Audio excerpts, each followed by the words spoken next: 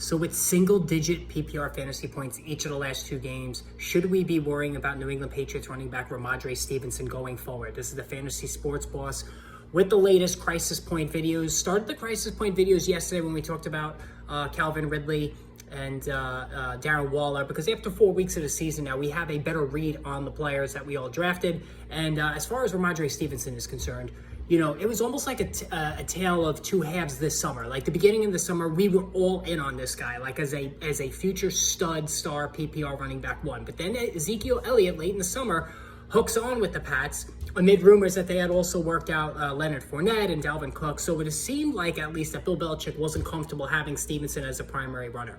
However, the start of the season went pretty well. 14 and 15 fantasy points in PPR leagues, 12 and 15 carries, caught 6 passes in the opener. So this seemed like, you know, it was going to be just fine, even with Elliott there. But then Elliott got the majority of the carries, had the better game of the two, in week 3.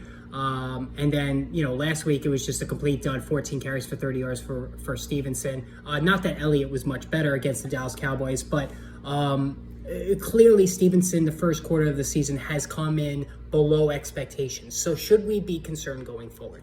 Now, the first thing, and I think this is a positive, is that Stevenson has gotten at least 17 touches in every game this season, all right? So his carries this season read like this: 12, 15, 19, and 14. That is a very healthy total. His targets, 6, 3, 4, and 3, right?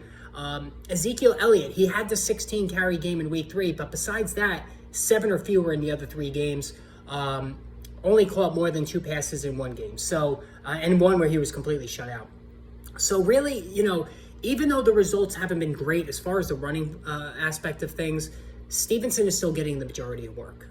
And I also believe that as the season goes on, we're going to see Elliott lose more and more effectiveness because he's an aging back with a lot of mileage on him. And this is what happens with aging backs. As the season goes along, their legs get heavy, they start losing effectiveness quickly, and then even the injuries will start to show up. So I think as the season goes on, Elliott will continue to go down in terms of his production, while Stevenson will go up. So I actually do think, considering the workload is healthy, we have not seen a drop off in the targets, in the touches, in the carries. And if you throw out that week 3 game that Elliott, you know, played well, over 80 rushing yards, Stevenson really has been the much better of the 2 players. So I think right now, this is a really good buy low opportunity. All right. You know, looking at the schedule, they have the New Orleans Saints, which is tough, but then they have the Las Vegas Raiders in week 6. So that's a soft landing spot.